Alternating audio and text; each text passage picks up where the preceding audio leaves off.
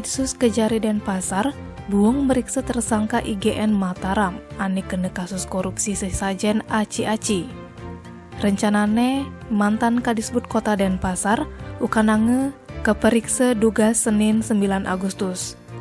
Kasih Intel dan Humas Kejari Denpasar Kadek Hari Supriyadi nyelasang tersangka sudah teke nekain penyidik, cuma tersangka teke aja kepedidian. Antu mekade pemeriksaan lakar buin ke jadwalang ulang kayang 16 Agustus ini. Kadek Hari Supriyadi ngorang, tersangka kejahat bogolan limang tiban. Antu mekade tersangka harus nampingin pengacara.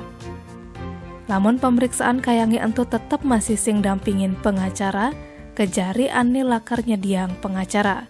Tersangka IGN Mataram, ketetapang dari tersangka Kejari Denpasar, ulian kena status pengelolaan dana bantuan keuangan khusus BKK Provinsi Bali, ajak pemerintah Kota Denpasar, ane merupa aci-aci ajak sesajen tahun anggaran 2019-2020 di Dinas Kebudayaan Kota Denpasar. Ulian entu negarane rugi nganti 1 miliar rupiah. Tim Bali Express ngelaporang.